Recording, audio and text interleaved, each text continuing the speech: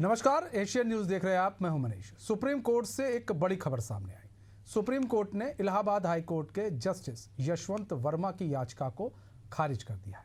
यह याचिका उनके खिलाफ कैश कांड मामले में की गई कार्रवाई को चुनौती देने को लेकर दायर की गई थी। जस्टिस वर्मा ने अपनी याचिका में अपील की थी कि उनके आवास पर नकदी मिलने के मामले में इन हाउस जांच समिति की रिपोर्ट को रद्द किया जाए। इसके साथ ही उन्होंने महाभियोग की सिफारिश को भी निरस्त करने की मांग की। दरअसल इलाहाबाद हाई कोर्ट के एक जज के आवास के बाहरी हिस्से में बड़ी मात्रा में जली हुई नकदी मिलने का मामला सामने आया था। इस पर सुप्रीम कोर्ट की आंतरिक समिति ने जांच की और अपनी रिपोर्ट में जस्टिस वर्मा को दोषी ठहराया था। इस याचिका में वर्मा ने तर्क दिया कि सिर्फ उनके आवास के बाहर नकदी मिलने से उन्हें दोषी नहीं माना जा सकता। उन्होंने कहा कि समिति यह स्पष्ट नहीं कर सकती कि नकदी किसकी थी और वहां कैसे पहुंची। जस्टिस वर्मा की ओर से यह भी कहा गया कि जांच रिपोर्ट अनुमान और संभावनाओं पर आधारित है, कोई ठोस सबूत नहीं है।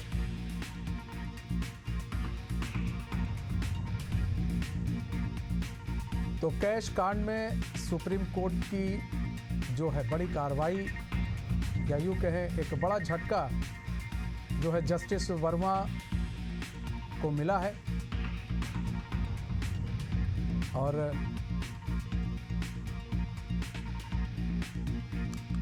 सुप्रीम कोर्ट ने इलाहाबाद हाई कोर्ट के जो जस्टिस यशवंत वर्मा की याचिका को खारिज कर दिया। ये याचिका उनके खिलाफ कैश कांड मामले में की गई कार्रवाई को चुनौती देने को लेकर दायर की गई थी। जस्टिस वर्मा ने अपनी याचिका में अपील की थी कि उनके आवास पर नकदी मिलने के मामले में इन हाउस जांच समिति की रिपोर्ट को रद्द किया जाए और इसके साथ ही उन्होंने महाभियोग की सिफारिश को भी निरस्त करने की मांग की थी। दरअसल इलाहाबाद हाईकोर्ट के एक जज जस्टिस वर्मा के आवास के बाहर हिस्से में बड़ी मात्रा में जली हुई नकदी मिलने का मामला सामने आया था। इस पर सुप्रीम कोर्ट के आंतरिक समिति की जांच और अपनी रिपोर्ट में जस्टिस वर्मा को दोषी ठहराया था। इस याचिका में वर्मा ने तर्क दिया कि सिर्फ उनके आवास के बाहर नकदी मिलने से उन्हें दोषी नहीं माना जा सकता। उन्होंने कहा कि समिति यह स्पष्ट नहीं कर सकी कि नकदी किसकी थी और वहां कैसे पहुंची। जस्टिस वर्मा की ओर से यह भी कहा गया कि जांच रिपोर्ट अनुमान और संभावनाओं पर आधारित है, कोई ठोस सबूत नहीं।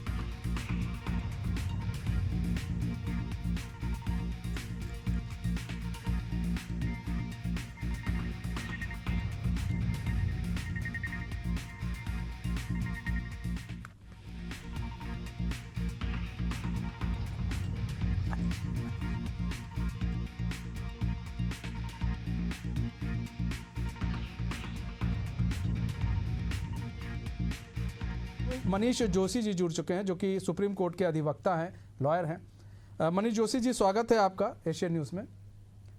काल जोगी जी जी जी जोगी जी, सॉरी सर। यहाँ पर बात करें सर, जस्टिस वर्मा के केस को लेकर अगर हम बात करें तो सर क्या चल रहा है आखिर, और क्या लग रहा है विकास जी कि कैसे लग रहा है कि जो ये पूरा केस है और ये केस कहाँ तक पहुँचा है, और जो याचिका खारिज की गई है अब क्या जस्टिस वर्मा कर सकते हैं? अभी तक क्या था मनीष जी, मैं आपके चैनल के माध्यम से एक बार सारी करोड़ों जनसंख्या जो भी है हमारे देश की, उसको मैं एक बार ये बताना चाहूंगा कि ये जो एक निर्णय हुआ, जो आज याचिका जो खारिज हुई, वो एक पूरे देश को की एक उम्मीद थी। अभी तक क्या समाज में एक भ्रांतियां फैली हुई थी कि खुद जज हैं और खुद अगर कोर्ट में जाएंगे तो उनको कोई ना कोई सहानुभूति ऐसी मिल जाएगी कि वो जो भी कृत्य हुआ है वो सारा उजागर नहीं होगा।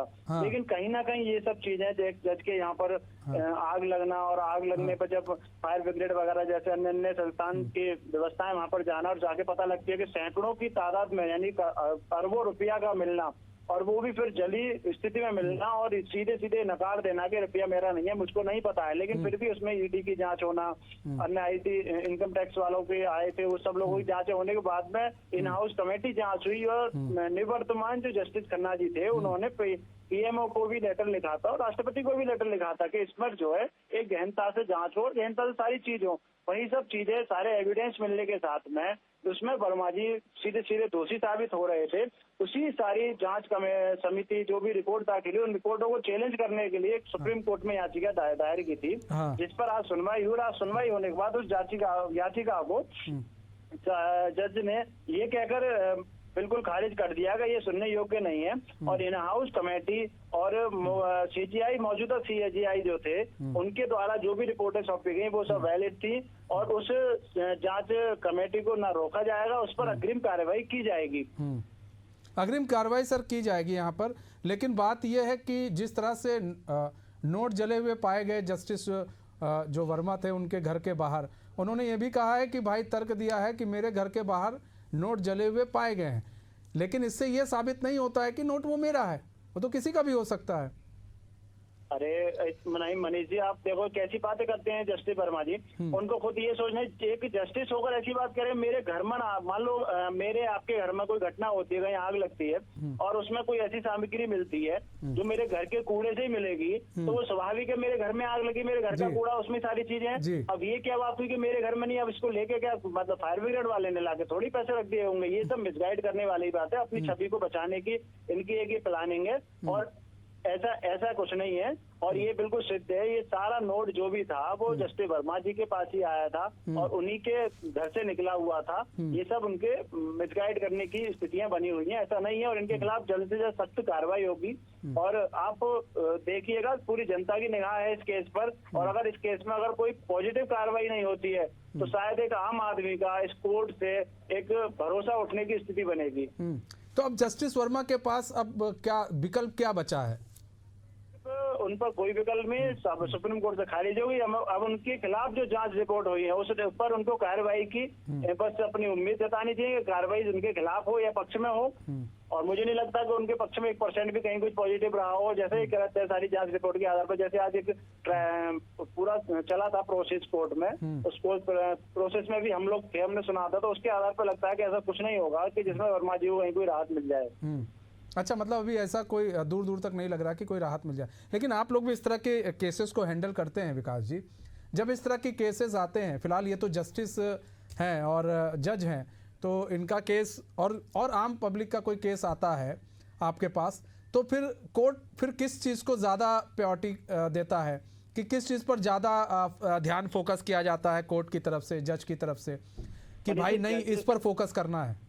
लोकतंत्र में चौथा स्तंभ कोर्ट कचहरी बनाई गई है, उस चौथे स्तंभ में अगर ऐसी स्थितियां होंगी तो मुझे लगता है कि जैसे आपने बोला कि आम आदमी का अगर केस आता है तो क्या आम आदमी के केस, आम आदमी की घटना है, कोई मुझे लगता है कोई बहुत ज्यादा पॉपुलर घटना नहीं। तो जस्टिस वर्मा यानी दिल्ली हाई कोर्ट के एक जज, उनके घर पर एक सैकड़ों मतलब 1 करोड़ रुपया का मिलना, वो भी जली स्थिति में मिलना, उसके बाद उनको नकार देना एक अच्छी पहल होती समाज में, कि उनको स्वयं बोलना था हाँ मेरे घर का ही रुपया था, जो भी है वो अपना एविडेंस देते, वो एक बात का विषय था।